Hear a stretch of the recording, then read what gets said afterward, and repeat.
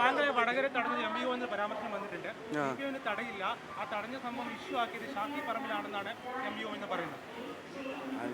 ഞാൻ അതിൻ്റെ കൃത്യമായിട്ടുള്ള വിവരങ്ങൾ പറഞ്ഞതാണല്ലോ. ഞാൻ അവിടെ വന്ന് ഇറങ്ങിയ ആൾക്കൂട്ടത്തിൻ്റെ ഇടയ്ക്ക് പോലും പറഞ്ഞു, അവിടെ വലിയ മാധ്യമങ്ങളൊന്നും ഉണ്ടായിരുന്നില്ല. ആരോ ഒന്ന് രണ്ട് ലോക്കൽ ചാനൽ ഒരു സമരക്കാർ തന്നെ അറേഞ്ച് ചെയ്തായിരിക്കും അവർ ഫോണും കൊണ്ട് വന്ന് നിൽക്കുക. അപ്പോൾ അങ്ങനെ വന്ന് നിൽക്കുന്ന സമയത്ത് ഇത് തടഞ്ഞപ്പോൾ പോലും ഞാൻ ആദ്യം തന്നെ വണ്ടിയിൽ നിന്ന് ഇറങ്ങിയിട്ട് ഞാൻ ആരെയും വെള്ളം വെക്കാൻ പോയിട്ടില്ല. ഞാൻ അവിടെ വണ്ടിയിൽ തന്നെ ഇരുന്നു. വണ്ടി ആളുകളുടെ മേലും തട്ടാൻ പാടില്ല, ശ്രദ്ധിച്ചെടുക്കാവൂ എന്നുള്ളത് ഞാൻ അപ്പം തന്നെ ആളോട് പറഞ്ഞു.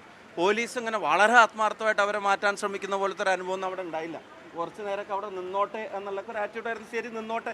എന്നിട്ട് പുറത്തിറങ്ങിയിട്ട് ഞാൻ പറഞ്ഞത് ജനാധിപത്യ സമരങ്ങളോട് ഇപ്പം സമരത്തിന് ലോജിക്കൊന്നും ഞാൻ കാണുന്നില്ല. ഞാൻ കഴിഞ്ഞ ദിവസം പത്രസമ്മേളനത്തിൽ ചോദിച്ചു, ഇപ്പം എന്നെ തടയേണ്ട ലോജിക്ക് എന്താ സമരത്തിൻ്റെ?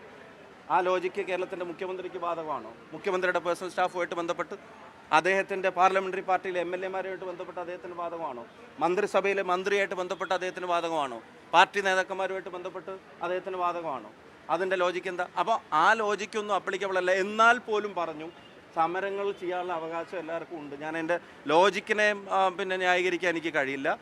പിന്നെ ആ സമരം എന്ത് കാരണത്താലാണ് എനിക്കെതിരെ സമരം ചെയ്യുന്നുള്ള ചോദ്യത്തിന് കൃത്യമായിട്ട് ഉത്തരവില്ല. പക്ഷേ അപ്പോൾ അങ്ങനെ പറഞ്ഞ് സമരം ചെയ്യുന്നതിൻ്റെ ഇടയ്ക്ക് വടകരയിൽ അന്ന് നിങ്ങൾ വന്നു പോയില്ലേ?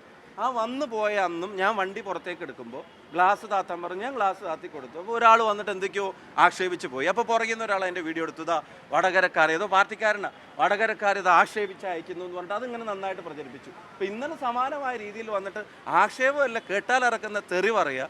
അത് തെറി പറഞ്ഞിട്ട് ഞാൻ ഇന്നലെ ഞാൻ അപ്പത്തെ വികാരത്തിൽ ആ വാക്കുകൾ ഉൾപ്പെടെ പറഞ്ഞു. ഇപ്പോൾ ഞാനത് ആവർത്തിക്കുന്നില്ല. ആ വാക്കുകൾ ഉൾപ്പെടെ പറഞ്ഞിട്ട് ഭയങ്കര ഭീഷണിയും കാര്യങ്ങളൊക്കെ പെടുത്തിയ അങ്ങനെ ആരുടെയും ഭീഷണിയായിട്ട് വടകരന്ന് പോകാൻ പറ്റുമോ?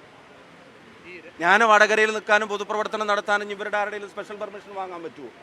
സമരങ്ങൾ ഉണ്ടായിക്കോട്ടെ, ഞാൻ ഇനിയും വേണമെങ്കിൽ സമരം ചെയ്തോട്ടെ, അതിനൊന്നും ആർക്കും പരാതിയില്ല. അപ്പോൾ അവർ സമരം ചെയ്യണോ വേണ്ടേ എന്നുള്ളതൊക്കെ അവരുടെ തീരുമാനം. ഞാനൊരു കുഴപ്പമുണ്ടാക്കാൻ ആഗ്രഹിച്ചിട്ടില്ല. ഞാൻ അവിടുത്തെ ഭിന്നശേഷി കുട്ടികളുടെ ഒരു പരിപാടി പങ്കെടുത്തിട്ട് ഇറങ്ങിയതാണ്.